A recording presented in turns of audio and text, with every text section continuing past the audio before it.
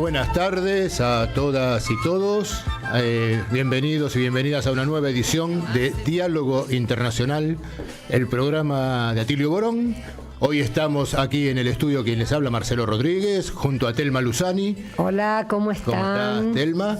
Mientras que Atilio, nuestra compañera Paula Klachko y Federico Montero están en Venezuela, siguiendo y trabajando en las elecciones que va a haber en el día de mañana en la República Bolivariana de Venezuela. Y bueno, vamos a contar en el programa de hoy con el testimonio de ellos y alguna entrevista que han hecho allí en Caracas. Mucha información seguramente, mucha nota de color, probablemente porque están allá ya hace bastantes días, así que deben tener realmente mucha buena información. Recordemos que, bueno, son elecciones generales, presidenciales, legislativas, pero lo más importante en este caso es quién puede ser el sucesor o la reelección de Nicolás Maduro. Si va a tener un sucesor de la oposición o si va a ser él mismo el que va a ser reelecto, como lo permite la Constitución bolivariana, ¿no? Así es. Hemos visto esta semana como siempre que hay elecciones en Venezuela, los medios opositores de toda América Latina estuvieron bravísimos acá en Argentina. Preanuncian constantemente una derrota del chavismo, ¿no? Y hacen circular distintas encuestas, etcétera, pero bueno, vamos a ver con el informe que nos pasen Paula, Atilio, Federico, y sobre todo el día de mañana, a ver realmente qué sucede en este proceso electoral, en el que sí pudimos ver muy importantes actos de cierre de campaña, ¿no? Multitudinarios, eran muy impactantes las imágenes, muchísima gente. Así que bueno, los venezolanos son en ese sentido muy participativos, ¿no? Muy comprometidos con la política, y bueno, y la oposición por el momento creo que es la primera vez que participan sin boicotear, porque había distintos tipos de elecciones, lo que hacían eran o boicotearlas directamente, por ejemplo, cuando después trajeron a Juan Guaidó, al autodenominado presidente Juan Guaidó, el autoproclamado, o en este caso, por ahora lo único que está apareciendo es la insinuación de que puede haber fraude, ¿no? Como para después de las elecciones armar algún tipo de lío y desconocer los resultados. Así es. Bueno, pero ya nos van a contar todo. Ya nos van a contar, es uno de los temas que vamos a tocar hoy en la edición número 95 de Diálogo Internacional, que como todos saben es una producción de AM 530 Somos Radio y FM 90.7 Radio UNDAB, la radio de la Universidad Nacional de Avellaneda. Saludamos, como todos los sábados, a nuestros compañeros y compañeras que están aquí con nosotros, a Florencia Frezza en la operación, a Vicente Castro operando el streaming, ¿qué tal? Y a Leandro Deza, nuestro productor general, y a Lalo Recanatini, productor musical. Y también a Noelia Giorgi y a Rodolfo Amaui, que colaboran en la producción por la Universidad Nacional de Avellaneda. Este programa, además de por AM 530 y por Radio UNDAB, tenemos unas cuantas repetidoras nacionales, a quien saludamos también, FM Mestiza, Radio 88.5 de la Universidad Nacional Arturo Jaureche de Florencio Varela, FM Radio UNER 100.3 de Paraná, Universidad Nacional de Entre Ríos, la Radio Achala de Mineclavero, Córdoba, FM 90.3 de Radio Bariloche, FM La Cigarra 96.7 de Salta, y también tenemos, Telma, unas repetidoras internacionales, ¿no? En toda Latinoamérica, sí señor. Oyeven de Venezuela, la Radio del Sur también de Venezuela, Radio ILSE del Instituto Latinoamericano de Comunicación Educativa con sede en México. Y bueno, todos los oyentes ya lo saben, los nuevos se enteran ahora, se pueden comunicar con nosotros por WhatsApp al 11 3200 0530. 11 3200 0530 y por Facebook o Twitter como @Somos Radio AM 530, todo junto. Muy bien, y en el programa de hoy, que va a estar con Venezuela muy presente por las elecciones, vamos a sortear un libro, como hacemos los distintos sábados, que es, el libro se llama Antes de que se me olvide, de Alí Rodríguez Araque. Es una conversación de Alí Rodríguez, que fue representante de PDVSA, muy importante dirigente durante la época de que Hugo Chávez estaba vivo. De Hugo Chávez en todos los temas de petróleo, ¿no? Es una conversación con Rosa Miriam Elizalde, con prólogo de Hugo Chávez. Y bueno, un libro muy interesante sobre este momento del gobierno de Hugo Chávez y todas las disputas que había. Es la memoria de Alí Rodríguez y también todas las disputas por el tema de petróleo, de relaciones internacionales, etcétera. Es como una biografía hablada realmente muy interesante. Rosa Miriam, si me equivoco, corregime, Marcelo, es cubana y es una gran analista internacional. Tiene mucha información, siempre mucha y buena información, también del tema tecnológico, es una capa total. Y bueno, y con el prólogo de Hugo Chávez ya está todo dicho, ¿no? Así es, este libro que fue editado por el Centro Cultural de la Cooperación y Ediciones Luxemburg, y bueno, es el que vamos a sortear hoy. Como siempre, que quien gane el libro lo va a poder retirar la próxima semana por Librería Badaraco, Avenida Entre Ríos 921, Ciudad de Buenos Aires. Y como bien decía Telma, para participar del sorteo pueden llamar al 11 3200 0530. No, mandar WhatsApp, no llamar. Pedimos WhatsApp, enviar un WhatsApp, mensaje escrito, porque el audio nos complica para escucharlo en este momento. Tal cual. Así que bueno, así arrancamos esta nueva edición de Diálogo Internacional. Diálogo Internacional.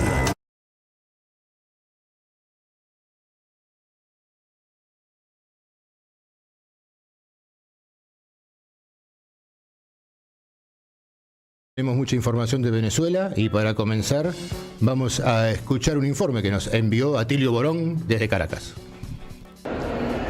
La situación electoral en Venezuela tiene una normalidad. La discusión ¿es una normalidad aparente o es real? Yo creo en realidad de que hay una normalidad que no es aparente, que es real. Las calles están llenas de gente, por lo menos Caracas, y en todos los barrios, ¿no es cierto?, de Caracas, mucha actividad económica. En general no se nota un clima tenso, no se notan brotes de violencia aislada, como a veces ha ocurrido en otros procesos electorales. La impresión que uno tiene estando acá es algo muy diferente a lo que informa la prensa en muchos países de América Latina, que hablan de un tenso clima preelectoral en Venezuela, que hay enfrentamientos. No ha habido absolutamente nada de eso, por lo menos hasta ahora. Yo no niego que mañana, es más, mañana yo creo que va a haber enfrentamientos muy serios. ¿Por qué? Porque la derecha al mediodía va a salir con bocas de urna diciendo ganamos, y eso es ilegal.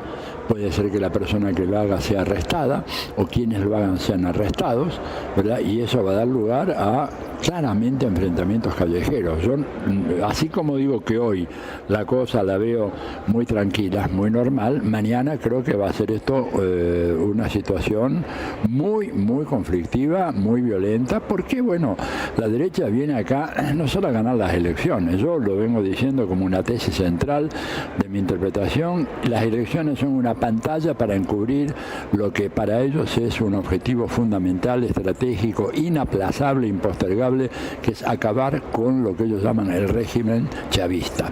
Y en eso está Estados Unidos, están los principales senadores, está toda la mafia de Miami, están algunos intereses económicos muy poderosos y por supuesto, digamos, el gobierno de Estados Unidos, que está financiando toda esta campaña, dirigiendo, orquestando.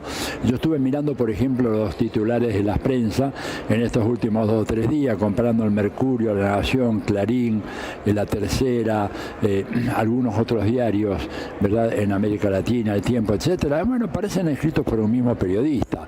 Todos hablan de que hay un fraude, que el fraude va a ser respondido con la gente protestando por sus derechos democráticos en las calles. Lo del fraude claramente es una acusación que no tiene ningún fundamento. Me remito a lo que el Centro Carter ha dicho una y otra vez, que el proceso electoral venezolano, el sistema electoral venezolano es de los más seguros, confiables y transparentes del mundo, e inclusive por boca de James Carter en persona, él dijo que es un sistema mejor, más confiable que el que tiene los Estados Unidos. De manera que en ese contexto las denuncias no tienen ningún fundamento, pero no importa que no tengan ningún fundamento, van a movilizar igual a mucha gente de la derecha que va a salir dispuesta a armar situaciones muy conflictivas. No estoy seguro que lleguen a armar guarimbas, pero es la misma gente que armó las guaringas en el 2014 y en el 2017. Quien la armó antes puede armar una guarimba ahora, ¿verdad? Entonces, ¿cómo se anticipan algún resultado más o menos probable? No, las encuestas varían mucho según quien las encargue, el resultado va por un lado o para el otro.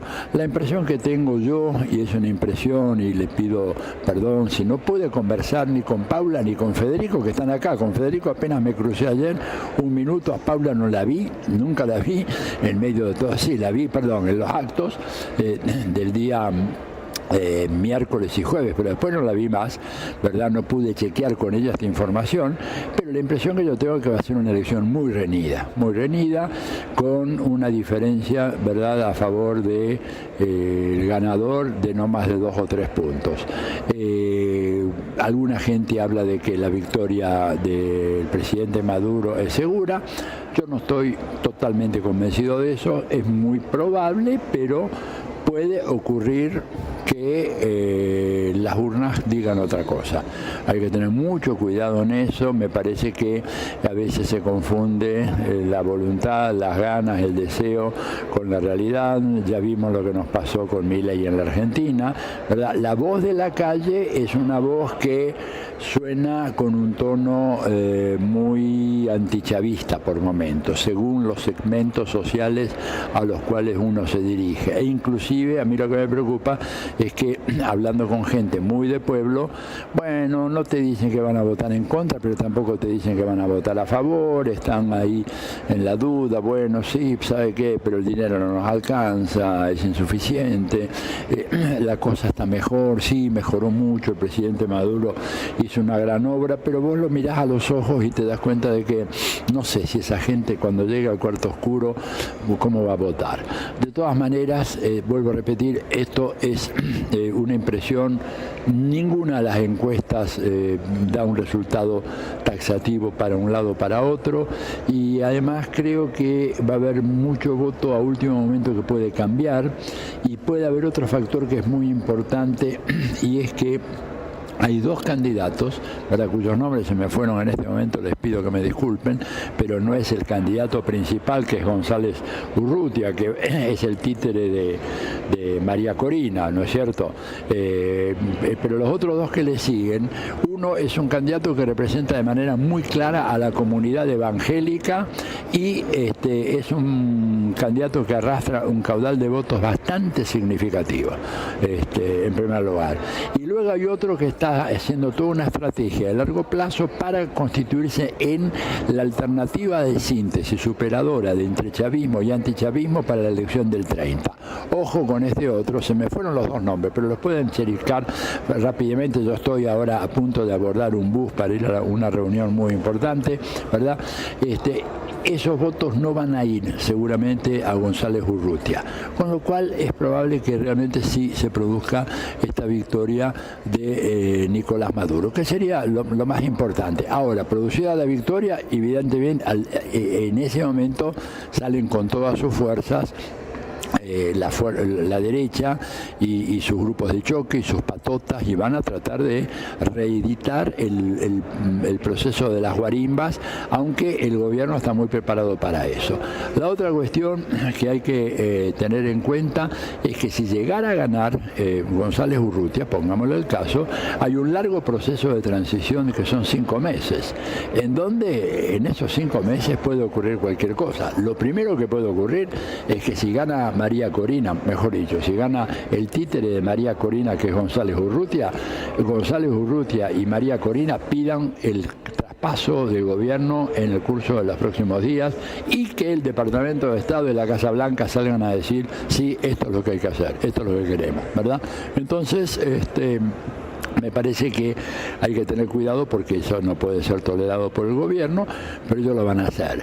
Si llegan a prevalecer, no cabe ninguna duda, vamos a hacer la hipótesis más pesimista, que no creo yo que se vaya finalmente a confirmar, pero bueno, hay que tenerla como una hipótesis. Estamos en el terreno de las conjeturas.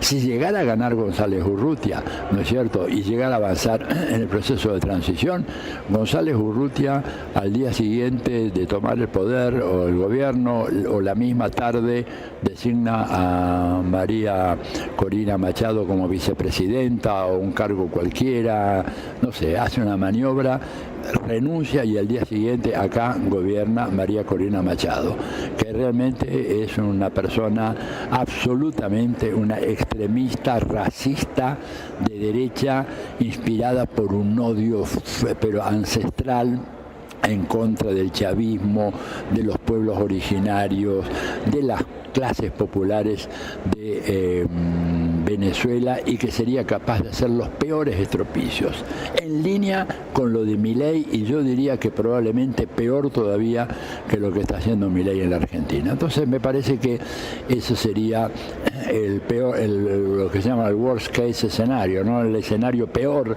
dentro de los posibles. Confiamos, mucha gente acá dice, mirá, la sensación de la calle es una, cuando uno hace trabajo territorial y acá el PSV y el Gran Polo Patriótico ha hecho mucho trabajo territorial y ese trabajo territorial demuestra que hay un grupo sólido de apoyo de base al chavismo y me parece que eso es lo que hace que muchos tengan confianza en que el veredicto de las urnas el día de mañana va a ser favorable a Nicolás Maduro. Un último dato que quiero decirles es la violencia. No sé si han visto, yo publiqué un posteo en la red X en donde muestro, y creo que se reprodujo en otras redes, en donde muestro cómo estos tipos, dado que Maduro tiene como símbolo el gallo pinto, un gallo tradicional acá de Venezuela, bueno, los tipos van con un gallo al cual degüellan y lo meten en una pica y lo demuestran y lo pasean por todo Caracas conducido por un motociclista. O sea, hay mucha violencia contenida en la derecha que puede realmente dispararse con fuerza según el curso de los acontecimientos. Bueno, les mando este informe preliminar, muy preliminar, luego si podemos tenemos una conversación porque esto da para mucho, pero quería dejarles sentado estas primeras impresiones. Bueno, escuchamos el informe que nos envió Atilio, un panorama con cierta complejidad, ¿no? Marca Atilio de algo que ya sabemos que es la violencia de la oposición en Venezuela. Y por lo que podíamos escuchar era ese debate que se dio, Telma, esta semana con respecto al discurso que dio Maduro, en donde decía que si la oposición ganaba iba a haber en Venezuela un baño de sangre y que muchos lo interpretaron como una amenaza de Maduro, pero en realidad lo que Maduro estaba denunciando son los planes que tiene para el futuro la oposición venezolana. Claro, un poco lo que estaba diciendo, esta violencia que está diciendo Atilio, sí, se expresó re mal. La verdad que cuando uno tiene una posición de ese tipo hay que cuidar mucho cómo se dice. Sí, Atilio subrayó el tema de que las encuestas, sin tener tanto en cuenta las encuestas, pero sí con lo que él pudo censar en la calle, él dijo claramente que la voz de la calle suena antichavista, ¿no? Y quejoso, el dinero no nos alcanza, sí, se ha hecho mucho, pero bueno, no, como cierta todavía disconformidad. Y lo que dijo que a mí me preocupó es pensar que puede haber un reñido 2 o 3 puntos, porque cuando las cifras son tan cercanas, digamos la guerra del fraude se pone en marcha. Yo pienso todo el tiempo en Bolivia, cómo se paró la elección, siendo que estaba Evo y Álvaro García Linera en el gobierno, o sea que el aparato del gobierno lo tenía el MAS, lo tenían los bolivianos, y sin embargo aún así se paró el conteo, hubo 20 minutos en donde no se contaba nada, a partir de ahí se corrió toda una bola de fraude, y bueno, puede suceder tranquilamente que haya, a pesar de que digamos lo maneja el centro electoral, lo puede manejar mejor el Estado, puede haber una disrupción, ¿no es cierto?, que termine en una situación de violencia, como contó Atilio, con una violencia muy, muy a flor de piel, sobre todo de parte de la oposición, que ya la conocemos. Lo que ha hecho la oposición en el pasado hasta... Lo que ha hecho históricamente en Venezuela, por lo cual... Tremendo, porque ahora degolla gallos, pero recordemos que en el pasado degollaba motociclistas. Así es. Ponían alambres por las calles. Alambres que hicieron muy finitos, y la gente que iba en motocicleta, en moto, sin darse cuenta, que lo cruzaba y terminaba muriendo. Recordemos que María Corina Machado, también que la nombró Atilio un par de veces, está inhabilitada políticamente por 15 años. Por eso no se presenta ella y pone a lo que llama Atilio a un títere, ¿no? A Edmundo García. María Corina Machado está inhabilitada por varios motivos. Porque su violencia, ella tuvo mucho que ver con esta violencia que yo contaba antes, y las guarimbas. Claro. También pidió que el ejército extranjero de Estados Unidos y otros ejércitos, si podían, por favor, invadir Venezuela, porque Venezuela era un caos, o sea, realmente una situación que en cualquier país puede considerarse una traición a la patria, ¿no es cierto? Así es, y que sería condenado sin duda. De todas formas, ¿no? Y que sin embargo desde el exterior la miran como una defensora de la democracia. Bueno, los sectores de la derecha. Claro. Lógicamente. Ella ahora, por ejemplo, una de las cosas que ya prometió, entre otras cosas, la persecución contra los actuales, la actual gente que está en el poder, la persecución contra los chavistas. Yo creo que va a ser realmente muy peligroso si eso pasa. Entre otras cosas, también prometió, habló con un medio israelí, y prometió que va a mudar, por ejemplo, la embajada venezolana a Jerusalén, al estilo Javier Milei, digamos, muy alineada con Estados Unidos, muy alineada con Israel, muy dura con todas las estrategias que tiene, privatización de PDVSA, por supuesto, y privatización de todo cuanto haya en Venezuela. Así es, así que bueno, vamos a ver, y tenemos también desde Venezuela un comentario que nos envió nuestra compañera Paula Clasco. Vamos a escucharlo también ahora. Bueno, mucho se habla en el plano internacional de la campaña de boicot sincronizado y a coro, que nos tienen acostumbradas. Por otro lado, no es nada nuevo. Se coordinan para establecer ataques de todo tipo. Sabemos que la prensa internacional, mejor dicho occidental, ¿no? Me corrijo, se ponen de acuerdo para poner los mismos titulares. Es una campaña concreta de anunciar fraude, pero eso ya es todo un indicador de que no van a ganar las elecciones, porque es histórico que en todos lados, ¿no?, que cuando la derecha gana no hay ningún problema. Aquí lo mismo sucedió en Venezuela en las ocasiones en las que ganó, tanto en elecciones legislativas como plebiscitos, como también en diversas alcaldías o gobernaciones. En cambio, cuando gana el chavismo, que es la inmensa mayoría de las veces en estos 25 años de revolución, por supuesto que cantan fraude de antemano. Pero para contrarrestar toda esa campaña orquestada, que es la cual se refería a Tilio, también se va a referir los entrevistados William Castillo y Orlenis Ortiz, hay que rescatar la fuerza revolucionaria con la que cuenta el pueblo chavista, a pesar de todos los golpes que siempre venimos contando en el programa que reciben hace tantos años. Tuve la oportunidad de estar en el acto de cierre el jueves por la tarde-noche y realmente fue memorable la cantidad y la calidad, el entusiasmo, la pasión revolucionaria. Varias avenidas, se hablaba de 7 avenidas repletas. No se sabe el número porque además fue un acto que duró todo el día. Bueno, fue un acto nacional, fue un cierre nacional. Vinieron también de distintos estados a la capital, a Caracas. Fue cargado de mística revolucionaria, de proyectos, de valorar los problemas, los pendientes, pero también de valorar lo que es evidente, que es la tremenda recuperación económica, la estabilidad, la paz que ha logrado Venezuela. Bueno, un poco a contramano de los tiempos de pandemia que nos dejó a todos los pueblos heridos, maltrechos.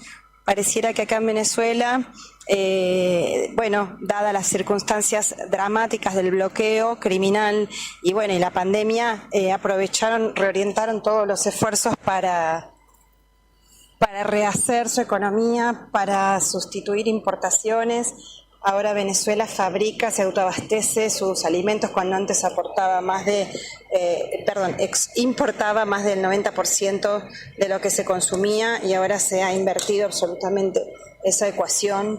Bueno, es realmente un pueblo admirable. Los que podemos estar acá nos damos cuenta de por lo menos en Caracas, una Caracas muy viva, muy activa, con una seguridad, la cuestión de la seguridad, que a veces, a ciertos sectores de la izquierda nos causa resquemor, pero que es un tema sentido por las poblaciones, sobre todo del Caribe, Centroamérica, de por aquí el norte de Sudamérica, Venezuela, Colombia. Tanto le hacen la propaganda a Bukele, que con métodos tan cuestionados, tan tremendos, supuestamente logró índices de seguridad altos. Aquí en Caracas se puede hoy transitar de noche. No hay problemas, la seguridad no es un problema aquí, por ejemplo.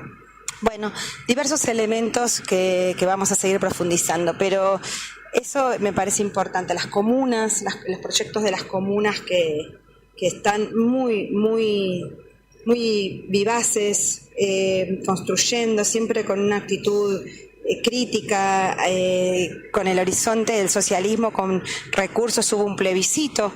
Hace poco creo que Atilio había podido estar en ese plebiscito, donde se plebiscitaron justamente proyectos para las comunas, fueron financiados, se están desarrollando desde cero, desde la planificación, desde la puesta en práctica, el balance.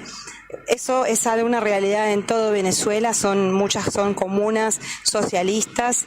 Y es toda una experiencia que hay que ver y conocer. El plan de vivienda, 5.100.000, se entregó esta semana la vivienda, 5.100.000 desde 2011 a esta parte. Entonces, eso solo por decir algunas cositas que otro día vamos a ir profundizando de lo que nadie habla que sucede en Venezuela.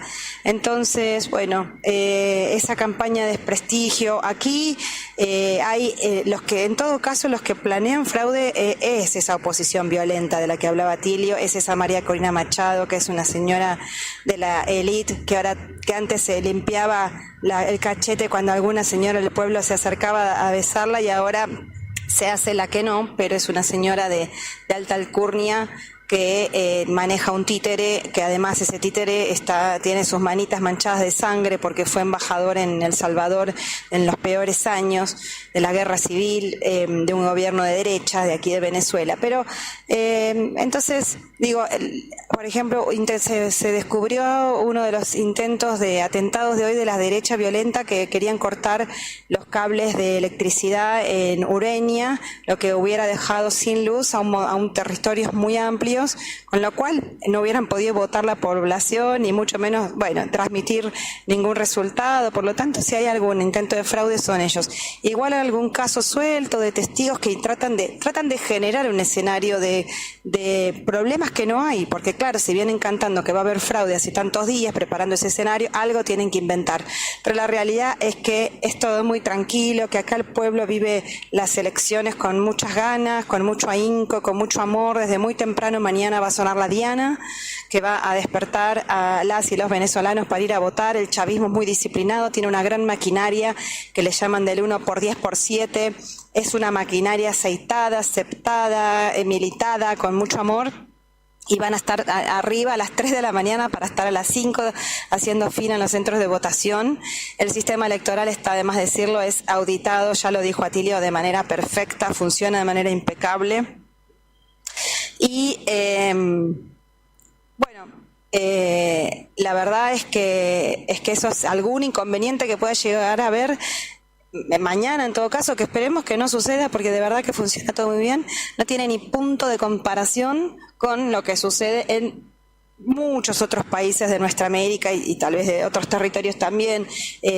por ejemplo, el asesinato de candidatos como sucedió en Ecuador, recuerdan el asesinato de un candidato a presidente días antes de la elección. En México, el asesinato de tantos también candidatos en todo el territorio mexicano por parte de las derechas violentas, el narcotráfico. Eso aquí no sucede, es una jornada en paz, son jornadas en paz y los connatos los intentos de despertar focos de violencia si es que esperemos que no se den, pero van a provenir de la derecha, que son los que quieren violencia, desestabilizar, para, como sus amos le mandan, establecer un cambio de régimen, que es el eufemismo con el que llaman a los golpes de Estado. Pero bueno, no es lo que se vive aquí, por lo menos en el ámbito de los compañeros y compañeras. Es cierto que como observadora internacional nos tienen muy acompañados. No es un momento para andar, no pudimos recorrer demasiado el país, pero bueno, en el acto de cierre pudimos ver y respirar esa atmósfera. Y de verdad que el chavismo y la recuperación y la paz que han logrado merecen mucho más tiempo para desplegar un proyecto que es de vida, que es de humanidad, y bueno, contrarrestar esas pretensiones de cambios mentirosas y falsas que solo vienen a traer hambre y miseria, como nos pasa con Milei en la Argentina. Bueno, compañeros y compañeras, y espero que tengan hermosísimo programa, y ya estaremos el sábado que viene hablando de cómo se desarrolló. Bueno, muchas gracias, Paula. Seguro el sábado, ya con el resultado de las elecciones, va a haber mucho para analizar, ¿no? Pero interesante escuchar las dos miradas, ¿no? Sí, muy distintas, ¿no? Y Qué la bien. de Paula. Más optimista, si se quiere. Más optimista la también mirada realista, de Paula, ¿no? pero me parece que también tiene que ver con esto de poder haber asistido al acto de cierre, ¿no? De haber tenido otra experiencia, pero debe ser también el clima que se está viviendo en Venezuela. Totalmente. Creo que son complementarias también las miradas de lo que se debe estar viviendo en el debate en la sociedad venezolana, ¿no? Yo rescato dos cosas interesantes de Paula. Una, darse cuenta de que si la derecha está ya preparando actos de violencia y declaraciones de fraude, es porque no están tan seguros de ganar. Uh-huh. Y lo segundo, esta comparación, ¿no? con otros países de la región, vecinos, donde matan a los candidatos a presidente, los candidatos a legisladores, con una impunidad total. Yo quería rescatar, hubo una de las elecciones donde Colombia, que en aquel momento estaba gobernada por Iván Duque, llegó a mandar camiones con armas y con militantes para hacer realmente desestabilización, y montaron un show en la frontera entre Colombia y Venezuela justamente para perjudicar, porque había elecciones en Venezuela. En esta ocasión, como está Gustavo Petro, acordaron con Nicolás Maduro también militarizar la frontera, pero para todo lo contrario, para que no hubiera pasaje de armas, pasaje de militantes y gente que puede desestabilizar este proceso democrático, como es una de las opciones de lo que puede suceder. Sí, que viendo a lo largo de la historia de todo el proceso chavista, Venezuela termina siendo un ejemplo de elecciones democráticas, con la gran cantidad de elecciones que ha tenido. Creo que han tenido 28. ¿No? Paula habló de 2 que fueron efectivamente que perdió el chavismo. Exacto. Pero en total 30, 28 fueron triunfantes, 2 no, pero enseguida reconocieron. Y que se reconoció y que se siguió adelante, ¿no? Y mientras tanto igual se la sigue estigmatizando y bloqueando y agrediendo y preparando, como bien decían, las agresiones si no se da para la oposición el resultado que quiere el domingo. Pero así es con todo gobierno o candidato o dirigente que no acuerde 100% con los dictados de Washington. Así es. Vos te opones a los dictados del capitalismo, a los dictados de Washington, y te convertís en un demonio. Eso es así. Ha sido con Lula, ha sido con Rafael Correa, ha sido con Cristina Fernández de Kirchner, siempre es igual, ¿no? Es el modus operandi de la derecha desestabilizadora en este país, con todos los manuales de instrucciones que vienen del imperialismo estadounidense, ¿no? Hemos hablado mucho tiempo muchas veces de eso. Bueno, están llegando muchos mensajes, Telma. Acá nos dicen: buenas tardes, Diálogo Internacional, siempre los escucho, hoy más que nunca. Vamos Maduro a ganar, me gustaría participar por el libro. Horacio de Tigre. Fernando de Agronomía también nos dice: quiero participar por el libro. Hola, gracias por el programa, por informar la realidad y la verdad en el ámbito internacional. Me anoto para el sorteo, nos dice Liliana de San Miguel. También nos escribe el programa, nos dice Diálogo Internacional, un buen programa como los periodistas que hacen la conducción. Muchas gracias. Bueno, gracias. Saludos desde la provincia de Misiones. Nos saluda Ernesto, que también quiere participar y nos felicita por los 95 programas. Que cuando hagamos el 100 estamos en el aire llegando al programa 100. Buenas tardes, Telma, Cumpas y equipo. La solidaridad con la Universidad de las Madres debe empezar por todo el mundo universitario del país, empezando por la UBA. La clase política democrática también debe definirse, es algo crucial. Abrazos, Augusto. Nos manda este mensaje Augusto de Caballito, y es verdad, ¿no? La agresión que está sufriendo la Universidad de las Madres, la intervención, debería ser repudiada con muchísima más firmeza, ¿no? Recordamos lo que fue la gran marcha universitaria en su momento, o sea que, y se pregunta a uno por qué con la misma contundencia no aparece la solidaridad con lo que está sucediendo con la Universidad de las Madres de Plaza de Mayo.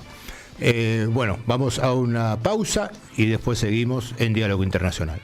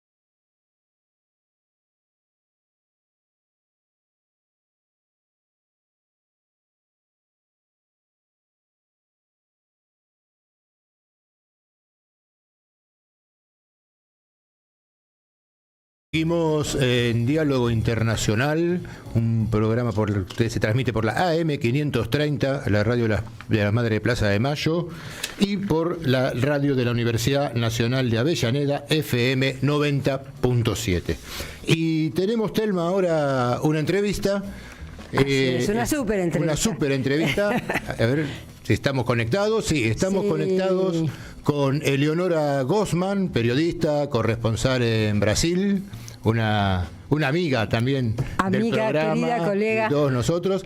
¿Qué tal, Eleonora? ¿Cómo estás? Marcelo Rodríguez te saluda. Ahí está Eli. A ver. Ah, capaz que está muteada. Parece. A ver. Hola, Eleonora. No. Bueno, queríamos... Bueno, Eleonora... Vamos, mientras tanto, vamos a ver qué vamos a hablar con Eleonora ahora. Exactamente. A ver, parece que sí. Hola. Hola. Hola, Eleonora, ¿cómo estás? Bien, todo bien. Bueno, un gusto escucharte. Bueno, acá estamos con Marcelo Rodríguez, Telma Luzani. Estábamos contando, Eleonora, tu currículum extraordinario. Una gran periodista argentina, una gran colega y una gran amiga, por supuesto. Estábamos pensando con Marcelo, ¿cuánto hace que estás de corresponsal en Brasil? ¿25 años ya, Eleonora? 30. No. Mirá, nos habíamos quedado cortos. Entonces. Nos quedamos cortos, impactante. Se quedaron cortitos. Bueno, ya sos prácticamente casi tan brasileña como argentina, ¿eh? Más o menos, digamos que en algunos aspectos sí, porque obviamente te vas acostumbrando a las modalidades del país donde vivís, pero en otras cuestiones no, ¿eh? Digamos, cuando uno vuelve al país de uno, a la ciudad de uno, recupera todo el argentinismo. Muy rápidamente, ¿no? Es rapidísimo en el instante. Pese a que la situación no favorece, digamos, el argentinismo, pero bueno. No te da ganas de venir muy seguido, me imagino ahora. ¿Vendrías más? No es un placer, digamos, la vuelta. No, bueno, vos también atravesaste todo el bolsonarismo, así que venís como curtida también. No te creas, porque no te olvides que ahora estoy conviviendo con Lula de nuevo, entonces no me gusta volver al pasado, no me gusta volver a esos años que fueron del 16 al 22, ¿no? Cuando Lula gana las elecciones y comienza su gobierno en el 23. Digo desde el 2016 porque fue cuando la destituyeron a Dilma, fue cuando Lula va preso, etcétera, y fueron años terroríficos realmente. No solamente de Bolsonaro, o sea, Bolsonaro es un producto de aquello que pasó antes, o sea, del golpe de Estado a Dilma, de un gobierno de Michel Temer que fue espantoso, realmente peor imposible, pero que era previsible. Bueno, y así siguió todo, ¿no? Y el boicot para que Lula no ganara. O sea, lo metieron preso. Claro, en ese periodo, en aquella etapa, después fue todo lo contrario, ¿no? Claro. Yo, me estoy trasladando en dos periodos diferentes. Un boicot, básicamente lo metieron preso, exactamente, para impedir que se presentara, ¿no? Y bueno, pero lo cierto que hoy está... Y es una diferencia abismal, en todos los sentidos es una diferencia abismal, ¿no?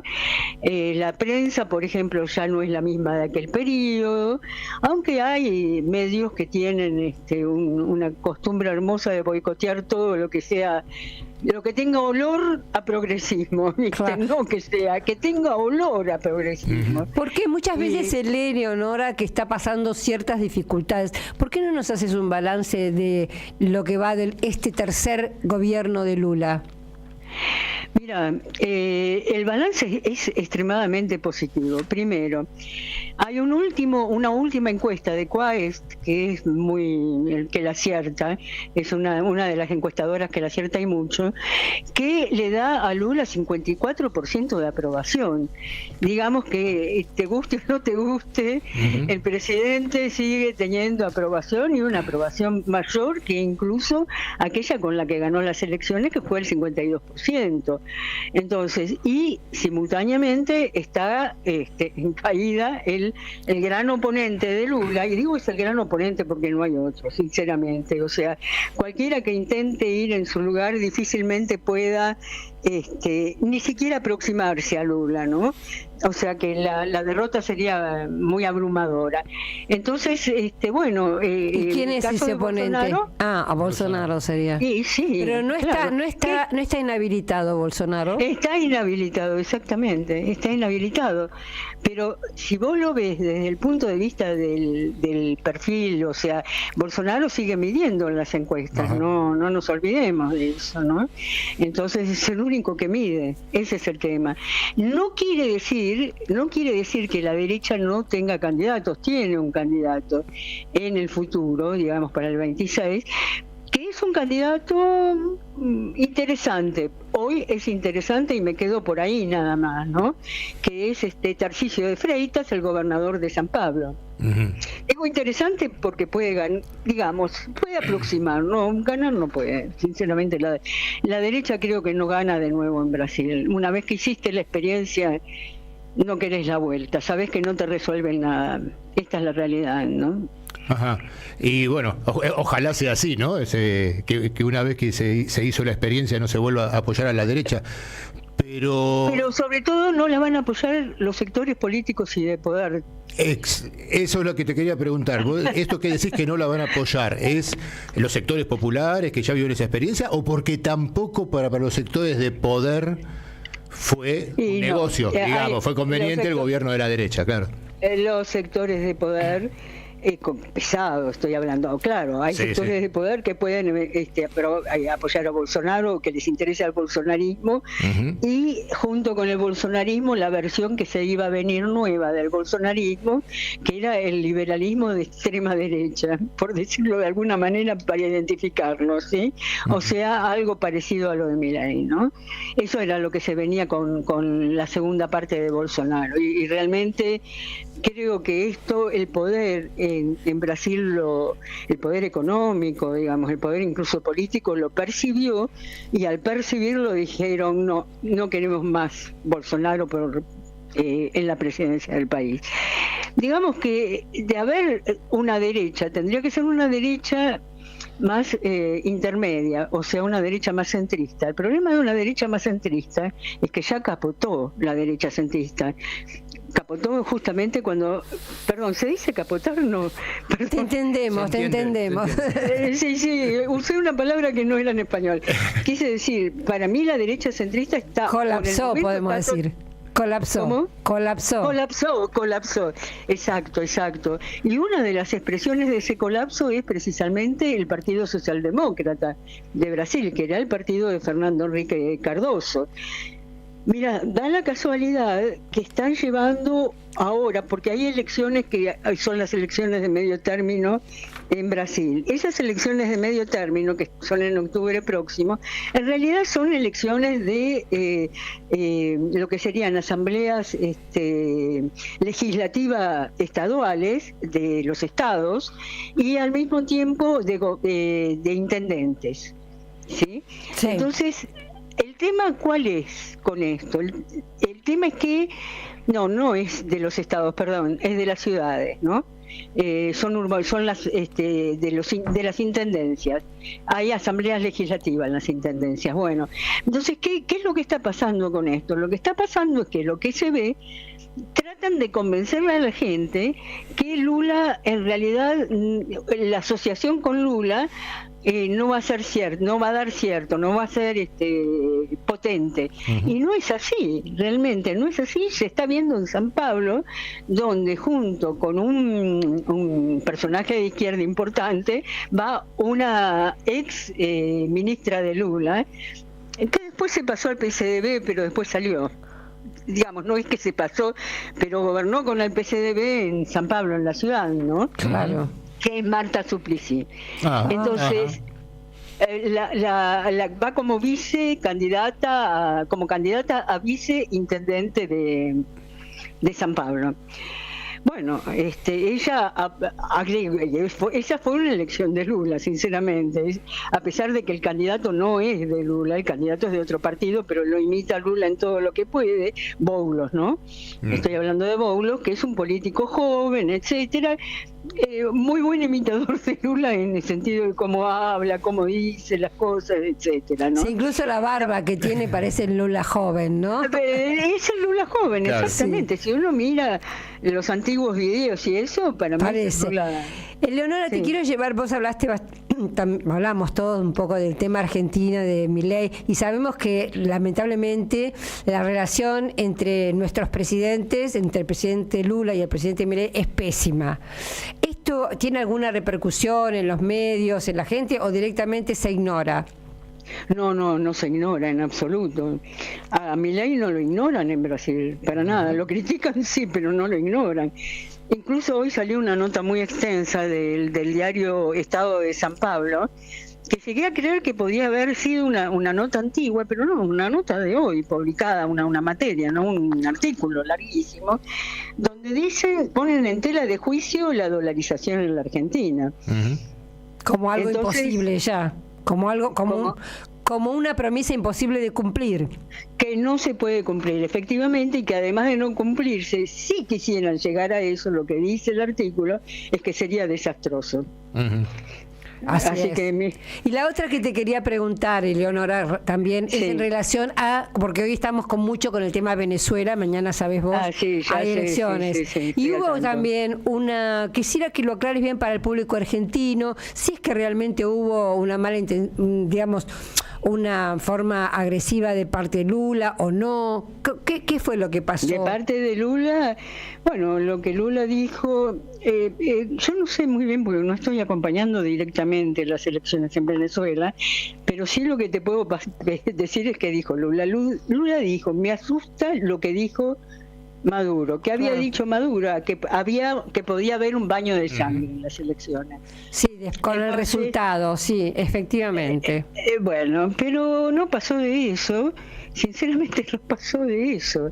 Ahí terminó la historia y no se pronunciaron más. Se terminó, vos sabés que Maduro le respondió.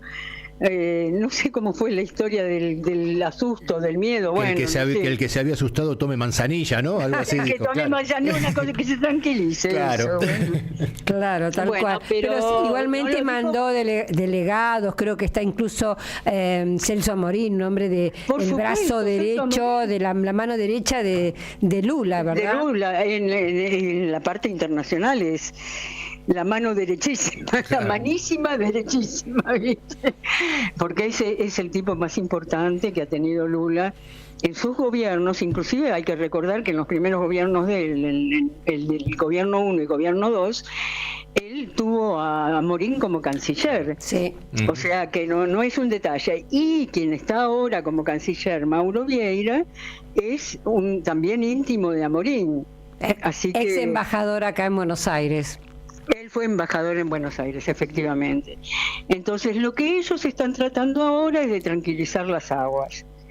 No, Lula lo repitió varias veces, mi relación no es con el presidente, mi relación es la relación nuestra es de país a país, no puede ser de presidentes, dijo, no puede ser de presidentes. Con lo cual, digamos, de alguna manera puso distancia a toda la polémica, pero hay una cosa que es muy clara, pero clarísima. Brasil era una fuente de exportaciones manufacturadas y semi-manufacturadas, semi-manufacturadas, era una fuente de exportación para la Argentina. Bueno, desapareció del mercado brasileño, ¿no? Del mercado de exportaciones brasileño, la Argentina. Bueno, pero ¿qué ocurre? Que Brasil lo fue reemplazando, ese es el tema, ¿no? Entonces, digamos que la pérdida de importancia en ese terreno económico no es un detalle, es una pérdida para Argentina, no una pérdida para Brasil. Y por otro lado, al mismo tiempo que caen las importaciones de la Argentina, caen sus exportaciones. Sobre todo porque el intercambio con Brasil no era de granos, no era de productos primarios, era de productos industriales. Así es. No, y es una situación muy complicada. ¿Cómo? No, la distancia entre Argentina y Brasil nos perjudica, por lo menos a los argentinos, enormemente. Y otra cosa, por mi parte, la última pregunta, Eleonora. Brasil tiene este año la presidencia pro tempore del G20. Sí, y se acaba de realizar la reunión vinculada con los ministros de Economía. Tengo entendido, y esto es lo que me gustaría que me cuentes un poco, es que Lula lanzó, como le gusta a él y como siempre es su proyecto, podemos decir, de vida, vinculado con el tema del hambre, ¿no? ¿Cómo fue? ¿Cómo es esto? Bueno, acá hay dos cosas importantes en este G20. Uno es esto que vos decís, el tema del hambre, se llama la Alianza Global contra el Hambre. Es un tema que va a surgir del G20 como propuesta, esa alianza, pero no va a ser definida en el G20 como alianza, porque creo que va a haber una reunión paralela a la Asamblea General de las Naciones Unidas, donde esta alianza va a tomar un perfil mundial, ¿se entiende? Y probablemente es el foro en el que se lance. Vamos a ver, no está claro eso. Pero por de pronto los miembros del G20 aceptaron la iniciativa, ¿no? Es una iniciativa aceptada. Y la otra, que es muy importante, que es importantísima, es el tema de cómo se puede tasar, o sea, cómo se puede grabar a las grandes fortunas del mundo, sean empresarias o sean individuales. Si uno ve las ganancias, es muy interesante. Hay un estudio de Oxfam, que es la organización esta inglesa que viene desde la Segunda Guerra Mundial, que el tema de esto, post Segunda Guerra Mundial, no de la Segunda Guerra, posterior, justo inmediatamente después. Bueno, hace un informe internacional donde dice que los cinco mayores fortunas del mundo, las 5 mayores fortunas del mundo, acumularon 14 millones de dólares por hora a lo largo de los últimos 4 años. 14 millones por hora. Por hora. 14 millones de dólares, no de pesos. Sí. Hora. No, tremendo. Es hora, ¿no? De esto. Estaba pensando, Lula puso justamente un impuesto a los ricos este año, si mal no recuerdo. No. ¿No? Todavía un impuesto no. A las grandes fortunas, ¿no? No. Justamente lo que se quiere es lograr que sea el G20 el que dé respaldo a esto. Yo creo que es primero que hay acuerdo de países, vos sabés que el G20 sí tiene las grandes potencias, pero también tiene por ejemplo a la Unión Sudafricana, ¿sí? Así es. Entonces digo para entender esto, ¿no? Entonces, obviamente que los países menos desarrollados que integran el G20, entre ellos Argentina y Brasil, lo que piensan es que es indispensable poner este tipo de tasación que sería global, un tipo de imposición, o sea, de impuesto global. No sería solo... ¿Por qué? Porque vos sabés que vos tenés dificultades hoy para imponer impuestos a empresas que no tienen su sede en el país y sin embargo operan en el país. Uno de los casos típicos, bueno, es el Uber, ¿no? Para que se entienda de qué se trata o qué está en juego. Así es. Entonces, entonces él lo que plantea es eso. Bueno, todavía no está resuelto el tema porque Estados Unidos obviamente no quiere. Obvio. Los ricos tampoco. Los ricos tampoco. Los muy ricos. No, le llaman hiperricos. Hiperricos. 14 millones de dólares por hora, ¿qué te parece? Ya no hay cómo nombrarlos. No hay cómo nombrarlos. Mira, es muy interesante leer ese informe de Oxfam, ¿no? Porque justo salió ahora que es con esta iniciativa que tuvo Brasil en el G20. Es muy interesante. Ahora, va a haber una aprobación general que es la necesidad de hacer un esfuerzo para imponer un impuesto especial para las grandes fortunas, ¿no? Ahora, también es una forma de Lula de protegerse y de proteger al gobierno. ¿En qué sentido? Si vos querés hacer eso, tenés que tener un respaldo, que no sea solamente el respaldo de tu gobierno, sino que sea un respaldo, por decirlo de alguna manera, universal. Claro. ¿Se entiende? Y este es el sentido de esta propuesta también, que yo creo que es realmente necesaria, ¿no? No tengo ninguna duda de eso, pero encuentra resistencias muy severas, ¿no? Uh-huh. No, seguramente iba a ser una pelea larga. Nos imaginamos. Bueno, Leonora, ya nos estamos quedando sin tiempo.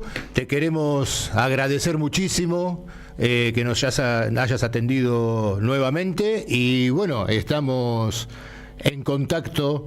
Seguramente pronto le vamos a seguir llamando y pidiéndote tu opinión y tu colaboración con nuestro programa. Bueno, un abrazo muy grande para ustedes. Un beso grande. Hablábamos con Eleonora Gosman, periodista desde Brasil.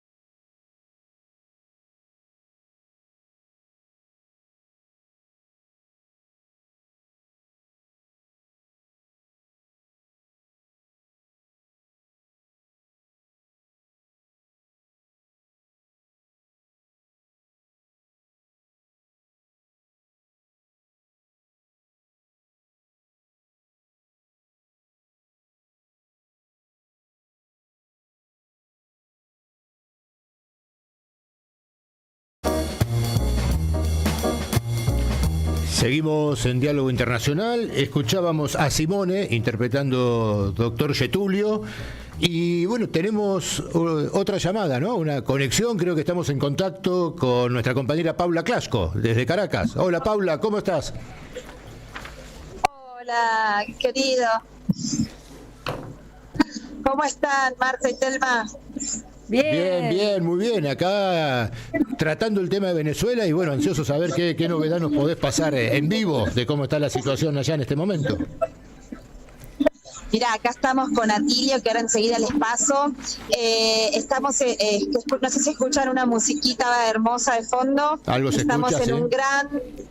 Algo se escucha. Estamos en un enorme centro de convenciones de La Carlota, enorme, hermoso, que hay una feria también de productores y productoras, y estamos esperando que venga el presidente Nicolás Maduro, así que como se imaginan hay todo un despliegue de seguridad y bueno, estamos aquí aguardando por él, así que no se sorprendan si les tenemos que cortar en cualquier minuto, es porque empieza el presidente. El acto, sí, bien, claro.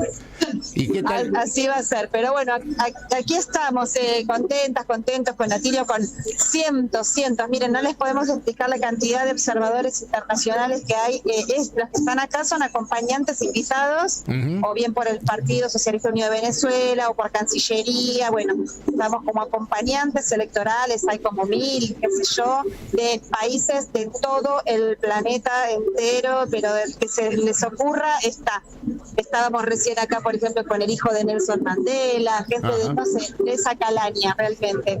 Y bueno, con un clima, la gente de un poco ya les contamos antes en los audios que les mandamos con Atilio, pero aquí se respira un clima de tranquilidad, la gente del gobierno está confiada, está tranquila, hay mucha presencia militante en todas las calles de todo el país. Recuerden que las Fuerzas Armadas Nacional Bolivarianas también están comprometidas absolutamente con este proceso democrático, también con este proceso revolucionario. Así que bueno, eso da cierta tranquilidad, más allá de todas las intentonas golpistas, violentas, boicoteadoras, demonizadoras que la derecha hace. Pero bueno, eso ahora en un ratito vamos a escuchar al presidente y nos enteraremos más. Y bueno, obviamente el sábado que viene vamos a estar analizando todo muy en profundidad. Les paso con Atilio. Dale. Un beso enorme. Un beso, Paula. Que estés bien. Beso. Hola, Atilio. ¿Cómo les va todo? ¿Qué tal, Atilio? ¿Cómo están? ¿Cómo estás? ¿Cómo les va? Bueno, acá en medio de la gran expectativa, ¿no es cierto?, en un acto gigantesco en el centro de convenciones, está por llegar ya el presidente Nicolás Maduro, hay una música de fondo. Como ustedes saben, acá en Venezuela la política y la música están inextricablemente unidas. Van de la mano. A donde vayamos un acto, claro, estamos muy bien. Bueno, por supuesto, todo el mundo especulando sobre qué puede pasar mañana. Nosotros estamos preocupados un poco por la tesitura muy violenta que tiene la derecha. No sé si han visto ahí un posteo que yo hice en Twitter, en donde los tipos degollaron un gallo en pleno acto, ¿verdad?, del cierre de campaña de la María Corina Machado, una cosa que no se había visto nunca, ¿no? Sí, cultores de la violencia. Y el gallo es porque el símbolo de Nicolás Maduro es el gallo pinto, que es un gallo típico acá de Venezuela. O sea que la preocupación es que mañana la derecha pueda salir a hacer alguna cosa muy loca, provocar disturbios, interrumpir el conteo de los votos, interrumpir que la gente vaya a votar, crear, digamos, guarimbas para asustar a los votantes, a los que ellos le vean cara de chavistas, así textual, y que no puedan votar. O sea, hoy está todo muy tranquilo, en estos días estuvo todo muy tranquilo, pero el pronóstico es que mañana va a ser un día complicadito, y en cuanto ellos empiecen a dar los resultados ilegalmente, porque eso es lo que van a hacer, es decir, que según un centro de cómputos que tienen en Miami, ese centro de cómputos que va a estar recibiendo los datos de acá, a partir de las 2 de la tarde va a empezar a decir que está ganando la fórmula de González Urrutia, ¿verdad?, que es una fórmula, es la de María Corina Machado. Así que ahí puede haber disturbios muy serios, y sobre todo cuando se anuncien los resultados definitivos, a mi manera de ver, cerca de la medianoche de Venezuela, no antes. Ajá. Así que a esa hora vamos a poder tener alguna idea de los resultados. A ver, sí. Hola, sí, te escuchamos, Atilio. Se escucha muy bajo ahora. Bueno, nada más que eso, les queremos mandar un saludo. Gracias por el aguante del programa desde allá. Acá les dejo con Paula para el saludo final. Yo les mando un gran abrazo a todos. Un abrazo, Atilio. Que estén bien. Paula, un abrazo. Abrazos, compañeros. Y nos vemos, éxitos mañana, que termine el día con festejos, y nos vemos la semana que viene aquí en Buenos Aires. Así es, así es. Abrazos a todas y a todos. Chau, chau. Chau, Chau. hasta pronto. Hablábamos con Atilio Borón y Paula Clasco desde Caracas, siguiendo las elecciones de mañana en Venezuela. Diálogo Internacional.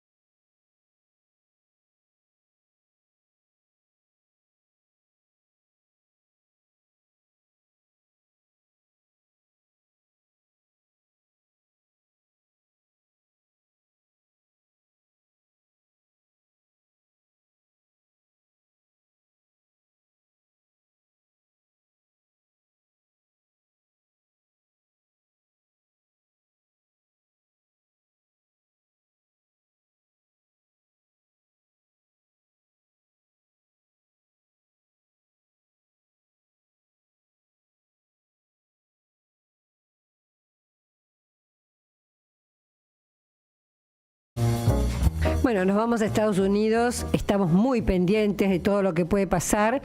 Habíamos hablado la semana pasada de que se lo conoce como G-Day, JD, no es DG, como en los que ponen discos, sino es al revés. J.D.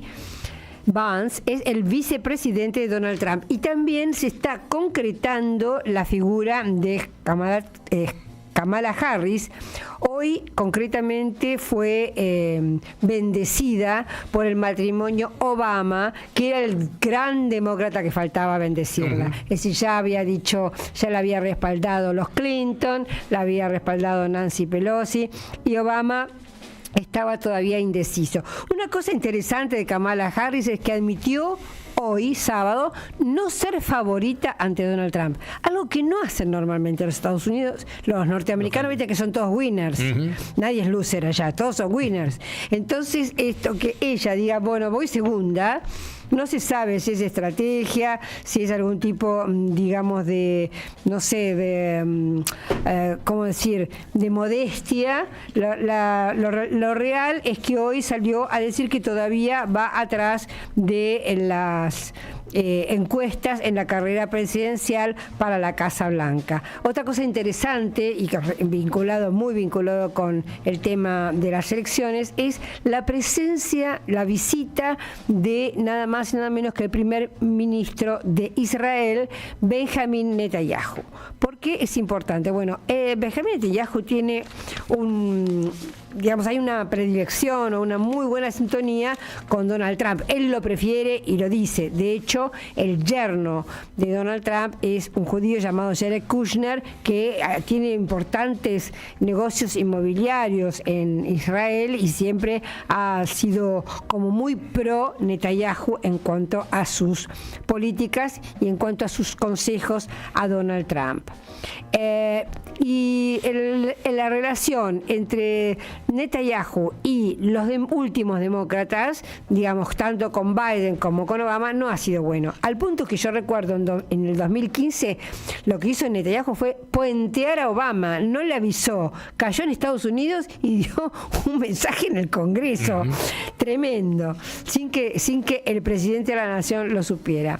Bueno, esta vez Netanyahu también estuvo en el Congreso, por supuesto defendió la guerra, dijo que era un choque entre los bárbaros y los civilizados, me hizo acordar a Sarmiento, civilización y barbarie, minimizó las muertes palestinas, pidió ayuda monetaria, financiera, y dijo, porque hubo muchas marchas en Washington, enorme cantidad de marchas en contra de Netanyahu, marchas a favor de los palestinos, pidiendo Palestina libre, y quemaron banderas de Estados Unidos inclusive, algo que fue criticado por Kamala Harris, y lo que dijo Netanyahu es, son idiotas útiles financiados por Irán. Básico, el famoso y viejo eslogan de los idiotas útiles. Pidió a los Estados Unidos, a los norteamericanos, a los representantes que estaban ahí en el Congreso, unidad con Israel. Dijo, cuando permanecemos juntos ocurre algo realmente grande. Nosotros ganamos y ellos pierden. Y efectivamente, la legislatura es un lugar muy importante para la comunidad judía, porque tiene, digamos, cabilderos, hacen el lobby, es muy importante. La más importante es AIPAC, en las siglas en inglés, es el Comité de Asuntos Públicos de Estados Unidos e Israel, que tiene un enorme influencia sobre las votaciones en el Congreso.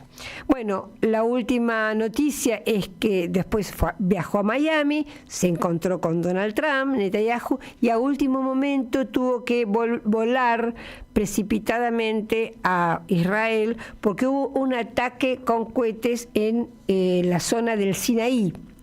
La zona no es la zona del Sinaí, la zona de los Altos del Golán.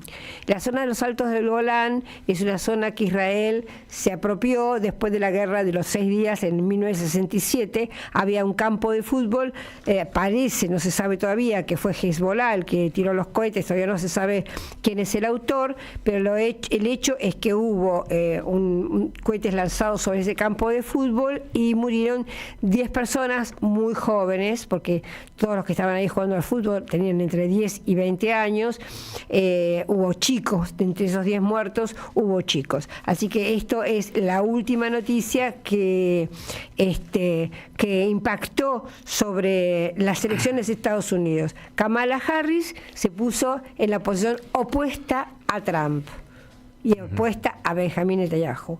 Kamala Harris, la posible candidata, en agosto lo vamos a saber, del Partido Demócrata, dijo: es hora de que se termine la guerra. Es hora de que se termine la guerra. Esto es muy importante para el Partido Demócrata, que está tratando de buscar una vía diplomática y pacífica para este conflicto. Diálogo Internacional. Atilio Borón y la cuestión latinoamericana en primera persona. Y muy interesante, Telma, lo que vos comentás, y quedándonos un poco en la región de Medio Oriente, otra situación importante que se vivió esta semana es que entre el 21 y 23 de julio se realizó en Beijing lo que se llamó un diálogo de reconciliación entre 14 organizaciones palestinas que se reunieron con el ministro de Relaciones Exteriores chino, Wang Yi, y en esa reunión se firmó la declaración de Beijing sobre el fin de la división y el fortalecimiento de la unidad nacional palestina. Esto es realmente un hecho histórico, ¿no?, que ha sucedido, ya que mientras continúa fuertemente, como vos decías, la guerra en la Franja de Gaza, ya hace 9 meses que se lleva adelante y no se avanzan las negociaciones para poder poner fin a este conflicto. Hamas anunció que había esta semana que había firmado el Acuerdo de Unidad Nacional y que cuenta con estas 14 organizaciones, incluida la organización Fatah, la rival histórica de Hamas, ¿no? Estas dos, que es lo que más llamó la atención, que estas dos organizaciones fueron parte de la firma de este encuentro. En esa declaración afirmaron que el compromiso de establecer un Estado independiente de Palestina con Jerusalén como su capital, de acuerdo con las resoluciones de la Organización de las Naciones Unidas, y de garantizar la integridad del territorio palestino, incluidos Cisjordania, Jerusalén y Gaza, son los objetivos centrales que se buscan. Además, afirmaron que, de conformidad con los consensos alcanzados por las agrupaciones palestinas y la legislación básica que está vigente en Palestina, armar un gobierno interino de reconciliación nacional y llevar a cabo la reconstrucción de Gaza y prepararse para celebrar elecciones generales lo antes posible, de acuerdo con las leyes electorales vigentes hoy, una vez que finalice el conflicto, ¿no? Es otro de los puntos de acuerdo. El ministro de Relaciones Exteriores chino, Wang Yi, señaló también recordó que la cuestión palestina estuvo siempre en el centro de la problemática de Oriente Medio y que China no alberga ningún interés propio respecto a este tema, sino que recordó que fue uno de los primeros países en reconocer a la Organización para la Liberación de Palestina y al Estado de Palestina, y que siempre apoyó al pueblo en la restauración de sus legítimos derechos nacionales. Y señaló, que me parece que también es importante tener en cuenta para ver cómo se sigue desarrollando este tema, que para que no se siga prolongando el conflicto en Palestina de Gaza, China propone un enfoque de 3 pasos. Esos 3 pasos, el primero de ellos es promover un cese al fuego amplio, duradero y sostenible en la Franja de Gaza, rápidamente, y que se pueda garantizar el acceso a la asistencia y ayuda humanitarias, ¿no? Y llama a la comunidad internacional a que se una con mucha más firmeza en torno a esta cuestión de lograr rápidamente el cese al fuego. El segundo paso es defender el principio de que los palestinos gobiernan Palestina. Y poder trabajar en la comunidad internacional juntos para promover esta gobernanza de posguerra en Gaza, considerando que Gaza es parte inseparable de Palestina, y poder iniciar la reconstrucción de posguerra lo antes posible, que es una cuestión urgente también para la sobrevivencia y la situación realmente dramática que está viviendo el pueblo palestino en esta zona, ¿no? Entonces se llama que la comunidad internacional apoya a las organizaciones palestinas que firmaron este acuerdo para que formen un gobierno provisional y que gestione eficazmente las zonas de Gaza y Cisjordania. Y el tercer paso que se plantea consiste en promover que Palestina se convierta en un miembro de pleno derecho de las Naciones Unidas y comenzar a implementar la solución de 2 estados, ¿no? El Estado palestino y el Estado israelí, con capital en Jerusalén del Este, ¿no? En el caso de los palestinos. En el caso de los palestinos, así es. Para esto, bueno, llamar a una conferencia internacional de paz que tenga más autoridad y sea mucho más eficaz, pero construir en ese sentido una hoja de ruta para poder construir estos acuerdos y una solución que tenga que ver con algo que siempre se plantea de 2 estados que puedan convivir en la región. Uno de los datos también importantes es que al otro día que se firma el acuerdo se da una reunión de la Liga Árabe que saludó con mucho énfasis la declaración de Beijing, apoyando los esfuerzos que se están llevando adelante para poner fin al conflicto en Gaza.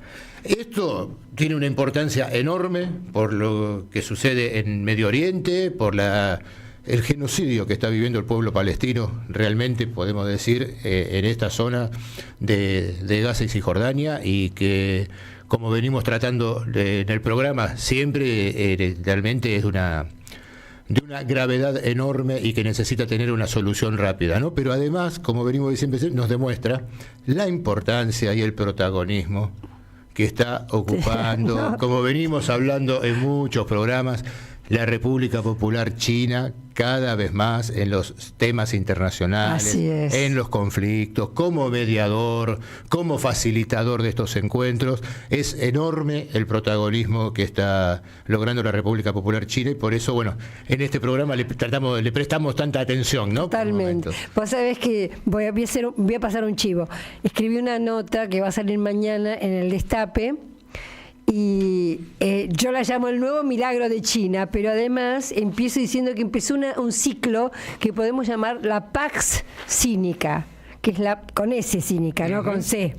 La paz de China, que va a suplantar la Pax Americana, que empezó en 1945 con el fin de la Segunda Guerra Mundial. Y es tal cual vos decís, Marcelo. Hace unos meses atrás hablábamos de lo que fue la importancia de China para juntar a Irán con Arabia Saudita, que eran rivales totales.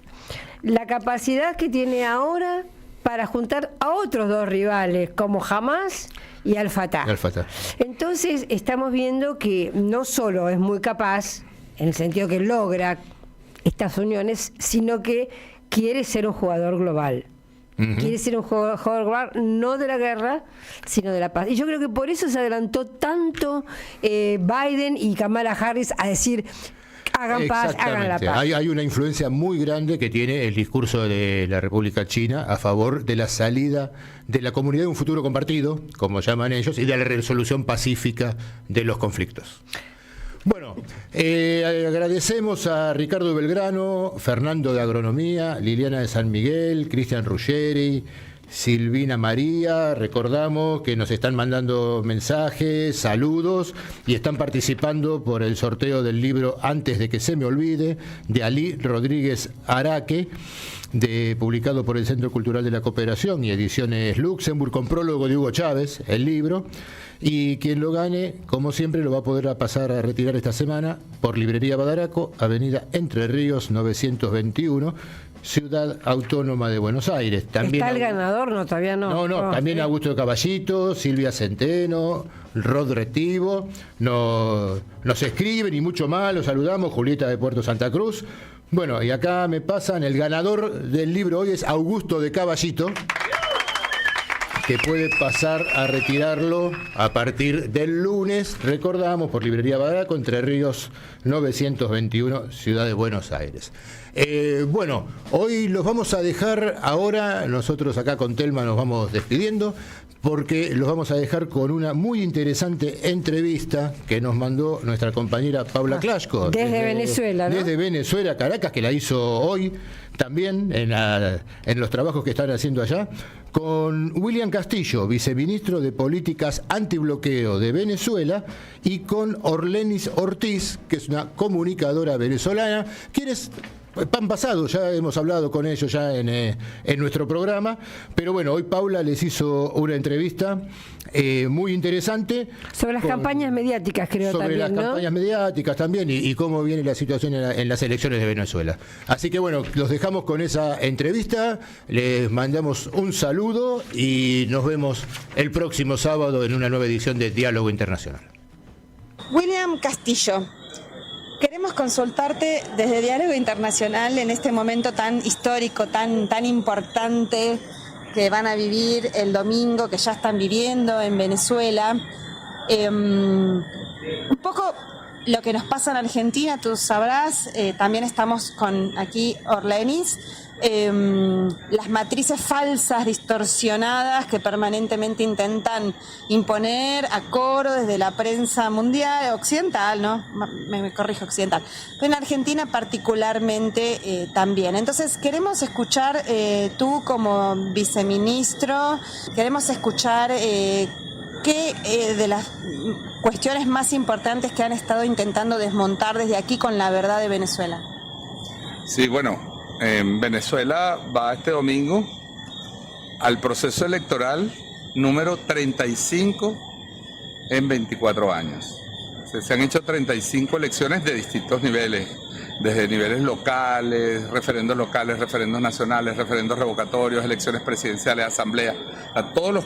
Son cargos públicos y mecanismos electorales. Son 34, eso es un promedio de 1.4 por año. Te interrumpo porque yo había contado que este iba a ser el 31. No, tú decís el 34 porque hay otros. Este es el 35. 35. Porque a veces en esas estadísticas no se meten, por ejemplo, 4 referendos locales que se hicieron aquí alcaldes. ¿Ves? Eso no se suele contabilizar, pero es un proceso electoral local. Se suele hablar de los procesos nacionales. Pero en todo caso, vamos a hablar, Venezuela prácticamente ha hecho más de una elección por año desde que Hugo Chávez lo eligieron. Es decir, es un pueblo que está acostumbrado a votar, que desde el 2004 tiene un sistema automatizado que garantiza el principio de un elector un voto, donde es imposible ni falsear la identidad de la persona porque es a través de la huella dactilar, ni pueden, como en el pasado, pues falsear las listas y votar gente que está fallecida, que es una crítica antes de la revolución, que votaban muchos muertos, o es también un sistema que ha incorporado a mucha gente a votar. Es decir, 43 de cada 100 ciudadanos venezolanos antes del año 2000 no estaban registrados para votar. Es decir, la mayoría del pueblo, o casi la mitad del pueblo, no tenía acceso al voto por la vía de los hechos. Digo esto porque hoy se intenta nuevamente construir una matriz de que en Venezuela va a haber un fraude. Y es una matriz que es una película repetida, la hemos visto varias veces. De esos 35 procesos, cuando el chavismo ha perdido, los ha reconocido la misma noche. Pero no ha sido así los factores que llamamos de la derecha o la extrema derecha, que siempre tratan de tapar sus errores políticos y sus derrotas electorales con denuncias de fraude. Bueno, ahora es al revés, ahora lo están adelantando y tienen una operación montada, están anunciando violencia, están diciendo que van a generar caos en las mesas porque ellos van a exigir sus derechos. Es decir, se están saltando la normativa electoral, están de alguna manera provocando al organismo electoral, incluso la Fuerza Armada, y están tratando de enrarecer el clima electoral para luego justificar, si sale un resultado adverso, decir que fue que les robaron los votos, o no lo dejaron acceder a las mesas, o no les respetaron sus derechos políticos. Y eso hay que denunciarlo. Esta es una operación internacional diseñada y financiada por Estados Unidos, donde participa Europa, una red de ONGs internacionales y venezolanas, y sobre todo la gran mediática y las empresas de tecnología que controlan el Internet. Entonces se posiciona una narrativa. El chavismo está derrotado, va a perder. Se invisibiliza y se banea al presidente de la República, sus cuentas, su campaña, los actos masivos no aparecen en la mediática internacional, se validan unas supuestas encuestas y luego con eso se pretenderá, o eso es el plan de ellos, el domingo decir unos resultados distintos a los que emita el Consejo Nacional Electoral y sobre esa base tratar nuevamente de generar desestabilización política y continuar esta especie de agresión que estamos viendo contra nuestro país de hace 10 años al menos. Entonces, bueno, nosotros tenemos responsablemente que denunciar eso y denunciar que este país está en paz, este país está en recuperación económica, la gente está feliz, está contenta, va a votar por cualquiera de los 10 candidatos que están electos y va a haber un resultado, sea cual sea. Ese va a ser el resultado que se va a hacer respetar en Venezuela por la Constitución, por las autoridades y también, bueno, por el pueblo venezolano. Así es, y en el marco de estas, operaciones de difamación, de cantar fraude anticipado y también de provocar situaciones como ya han hecho en el pasado, para darles de comer a la media, a los periódicos, ¿no? Darle pasto a las fieras o darle de comer. Orleni Ortiz, comunicadora popular, has estado también denunciando estas cuestiones, este tipo de provocaciones. ¿Qué es lo que pudiste ver en estos días? Bueno, en estos días y desde siempre, ¿no? Es como la reiteración de sus prácticas comunes. Yo creo que es importante que todos asumamos nuestro rol de comunicadores, o sea, no solamente quienes tienen alguna función específica de periodismo o de comunicación o lo que sea, sino que cada persona se asuma parte del proceso de denuncia, de difusión, de visibilizar lo que realmente ocurre en el país. Hemos visto en los últimos días cómo hay, o sea, hace un rato estuve compartiendo en Twitter como un semi-resumen de lo que está ocurriendo, que ya está en marcha la operación mediática internacional, que incorpora elementos que ya hemos visto una y otra vez, solo que esta vez tienen componentes medio novedosos en muy pocos sentidos, pero que sigue la inteligencia artificial, de repente unas nociones de cómo están manejándose ahorita las redes sociales en términos algorítmicos, cómo se maneja, cómo se posiciona, cómo todo esto funciona en favor de quienes son dueños de estas plataformas, que sabemos no son plazas públicas, sino empresas privadas que están al servicio del hegemón en general, más allá del gobierno norteamericano propiamente, ¿no? Más bien pertenece a esos dueños del mundo y que acumulan la mayor riqueza a nivel internacional. Entonces, estamos viendo, por ejemplo, insolencias de gente fracasada que ya no existe en la política ni siquiera de sus propios países, pretendiendo aparecer en Venezuela como supuestos veedores u observadores electorales sin ningún tipo de acreditación, sin ningún tipo de proceso cumplido debidamente como lo exige el Consejo Nacional Electoral, solamente, pero además no es por desconocimiento, es una acción consciente que lo están haciendo a propósito porque saben que eso va a generar un conflicto, que si llegan al aeropuerto internacional de Maiquetía no los van a dejar entrar, eso les va a servir de insumo mediático para armar todo su show y de parte de esta misma operación internacional de la que hablo, que incluye, bueno, una operación psicológica de décadas, no nada más de los últimos días ni los últimos meses. Entonces, en este momento se capitaliza en favor de las fuerzas, entre comillas, de derecha, que son cipayas absolutamente y entreguistas demostradamente una y otra vez,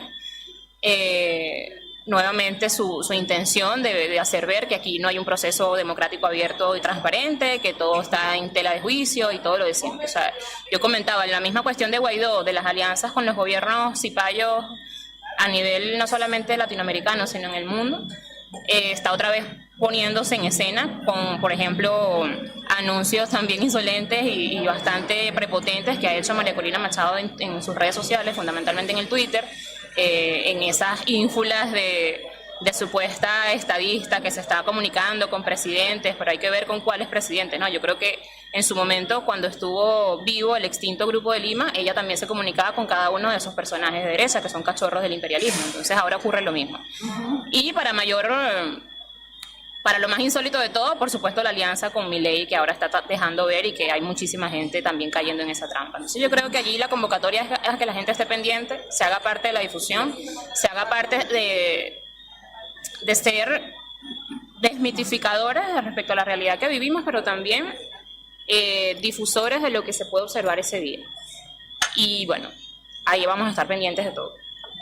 Bien, y ya que mencionaste a las grandes corporaciones, esa aristocracia financiera, tecnológica, que manejan las redes, que manejan manipulan nuestras mentes, te pregunto también, William, porque estuviste denunciando que otra de las operaciones de la oposición violenta, que pareciera que como sabe que va a perder, intenta desprestigiar todo el proceso y cantar fraude de antemano, y lo mismo, ¿no? Provocar asusando a la población y demás.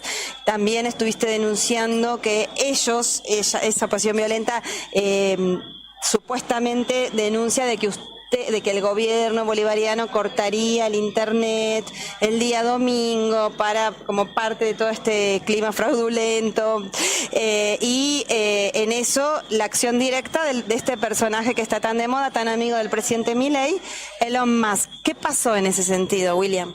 Sí, el guión parece un guión de una serie. Parece un guión de una serie, pero hay que decirlo y describirlo con una estructura de un guión. Mira, ellos han venido posicionando en la mediática y a través de los algoritmos una mentira, que es que hay un resultado cantado. Y que como ese resultado está cantado y es tan grande, es decir, supuestamente la oposición va a ganar con el 80% de los votos, entonces la única alternativa que le quedaría al régimen o a la dictadura venezolana, como nos califican internacionalmente, sería cometer un fraude. Y para cometer ese fraude, entonces, supuestamente el gobierno estaría planificando cortar el internet para poder preparar la operación de fraude sin que el mundo se enterara de lo que pasa en Venezuela. Fíjate que es un guión, de verdad, si lo escriben, pues fantástico, porque podría ser una buena serie de televisión o una película. Pero el hecho real es que efectivamente Venezuela sí ha sido atacado su internet desde el extranjero. Y el último caso muy importante fue en el año 2017, cuando comenzaron las guarimbas. Se intervino por varios días el 75% de los enlaces internacionales que conectan a Venezuela con el internet, y eso generó una caída del internet por varios días en el país, o por varias zonas, por horas, etcétera. Parecería que se está montando una operación de ese tipo, y al mismo tiempo se le está diciendo a la gente, pero viene Elon Musk a salvarnos, porque el que tenga una antena de Starlink podrá conectarse y informar al mundo la verdad. O se podrá conectar a una VPN, entonces hay empresas tecnológicas ofreciendo su servicio gratuito. ¿Qué es una VPN? Es una red virtual, es una red en la cual tú lo que haces es enmascarar el IP donde te conectas. Ajá. ¿Qué es lo que pasa con Venezuela? Cada computador tiene una IP y esa IP es geográfica. Entonces, muchas de las cosas que pasa con Venezuela es que cuando te ven en un servidor de fuera, saben de qué país te conectas. Venezuela tiene muchos problemas con eso. O a veces, en situaciones de guerra, para burlar una censura, la gente busca una IP de otro país. Y eso lo hace a través de una red virtual que se llama VPN. Ajá. Entonces, fíjate, lo que se estaría diciendo a la gente, bueno, conéctese a VPN, las empresas nos los van a regalar por varios días, o busque a alguien que tenga una antena de Starlink, porque Starlink le daría acceso gratuito y usted pudiera burlar la censura. Pero además hacen algo muy patético, pero muy peligroso. Te dicen quiénes serían la gente que desde aquí va a informar la verdad. Y es toda la red de operadores digitales financiadas por la NET y por la USAID de Estados Unidos. Bueno, aquí sobran como Venezuela Sin Filtro, Arepita, el Efecto Cocuyo. Son todas plataformas que nacieron en estos años con financiamiento de Estados Unidos, que dependen de este financiamiento y que supuestamente como venezolanos le brindarían a la gente la verdad de lo que el régimen de Maduro está ocultando. Nosotros denunciamos esta operación, denunciamos que hace apenas unos días fueron decomisadas, fueron incautadas en el puerto de La Guaira, más de 1000 antenas de Starlink que se suponía se iban a instalar estos días en diversas partes del país para montar esta operación. Si llega a suceder o no, no lo podemos saber. Nosotros estamos alertando responsablemente de esto porque hay indicios para creer que eso puede pasar. Esperemos que no pase, pero en todo caso ha pasado en el pasado y no hay razones para no dudar que no se pueda repetir. Uh-huh. Bueno, vamos para terminar la entrevista, vamos con lo positivo, porque bueno, para denunciar son estas y muchas otras cosas más, otros actos de provocación, como lo que contaba Orlenis, también un periodista de Buenos Aires, que nuestro compañero Sebastián Salgado denunciaba también que no piden permiso y vienen y montan el show, como dicen ustedes, porque después obviamente que si no tiene permiso no lo van a dejar entrar. Entonces, bueno, como tú decías, Orlenis, ya tienen los insumos para hacer sus escándalos. Pero terminemos con lo positivo, con este pueblo que sí valora, festeja y participa de la democracia. Yo ayer tuve la oportunidad, porque hoy estamos haciendo la entrevista, aclaramos, porque el programa va a salir el sábado y hoy es viernes. Ayer es jueves, tuve la oportunidad de estar en el cierre de campaña espectacular, un fiestón, un pueblo comprometido. Hablemos un poquito, contémosle a las argentinas y argentinos y a la gente que nos escucha en el mundo, ¿qué es este pueblo comprometido? ¿Cómo vive esta batalla electoral este pueblo comprometido? Bueno, allí en Venezuela, después de haber trascendido de la democracia representativa y haber internalizado la democracia participativa y protagónica, estuvimos históricamente teniendo un récord de elecciones, como lo decía William al principio, pero además para nosotros es una fiesta electoral siempre. Y eso no es nada más una cuestión que se le adjudica al chavismo. O sea, es una cosa de la idiosincrasia del venezolano. Al venezolano le gusta votar y disfruta eso. Lamentablemente en los últimos años, bueno, la oposición radical ha llamado a abstenerse, a no votar, a desconocer las instituciones, pero a nosotros nos satisface votar. O sea, es hasta como una especie de ritual familiar. Yo particularmente siempre votaba con mi abuela, que en paz descanse. Ahora lo voy a hacer más con mi papá. Es un compromiso para mí llevar a mi mamá, porque ahora está, bueno, enferma y tiene ciertas limitaciones, pero es parte de lo que a nosotros se nos inculcó desde siempre. Y, por supuesto, mucho más avivado con lo que nos enseñó Chávez. Entonces, podemos ver eso en las fiestas de las campañas. O sea, no solamente el día de la elección. Recordemos que aquí en Venezuela nosotros practicamos cómo votar, hacemos simulacros electorales, hacemos de todo. Y hasta hay juegos. Yo llegué a ver una vez en un colegio un niñito que en una presentación de colegio, una exposición, se sabía de memoria todo el proceso de la herradura, cómo hace cada quien para ejercer su derecho. O sea, es una cosa muy, muy bonita. Y más allá de que sea un hábito para nosotros, una fiesta, que lo asumamos así, yo creo que también debemos destacar la experiencia que tiene el pueblo venezolano, no solamente por la reiterada participación en múltiples elecciones, como comentaba William ahorita, sino también la experiencia derrotando todas las intentonas golpistas. O sea, de todo ha pasado por aquí. Golpes mediáticos, el primer golpe mediático se dio aquí, blackouts, saboteos a todo tipo de servicios del Estado, intentonas magnicidas, intentonas golpistas de todo tipo, terrorismo urbano, mal llamadas guarimbas, en fin. Y este país sigue ahora con su principal victoria, que es la paz, y yo creo que la gente lo va a defender de parte y parte. No corresponde nada más al chavismo defender la paz. Yo creo que hay un nivel de conciencia bastante ganado. Creo que el venezolano en general es un nuevo sujeto político en sí mismo, y creo que eso va a verse este domingo próximamente. Bien. Y bueno, William, que es viceministro, ¿cómo es tu cargo? De políticas antibloqueo. Exactamente. Es evidente, las observadoras y observadores internacionales que estamos acá, podemos verificar una vez más la tremenda recuperación económica que hay, aún con obstáculos y todavía hay problemas, pero tremenda recuperación económica, estabilidad.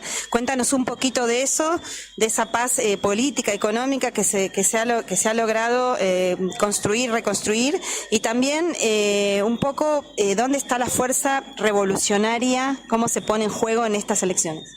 Sí, voy a dar simplemente unos daticos para que la gente se ilustre pues el contexto de los últimos años. Venezuela, a través de un conjunto de políticas que diseñó el presidente Nicolás Maduro, después de la pandemia empezó un proceso de recuperación económica. Mucha gente no lo sabe en Argentina ni en el mundo, pero nosotros en 2024 es nuestro cuarto año consecutivo de crecimiento. La economía viene creciendo desde hace 4 años a un promedio superior al 4% anual. Este año vamos a ser con 4.5 o más el país de Sudamérica que más crezca. Nada más hay que comparar que la proyección de CEPAL, que es la que hace para Venezuela, da a Argentina menos 3.1 de crecimiento económico para este año.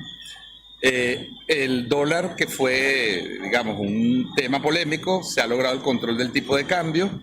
La inflación, en el último mes tuvimos la inflación mensual más baja en 39 años, 1% fue la inflación de junio. La inflación acumulada en lo que va de enero a junio no llega al 4%.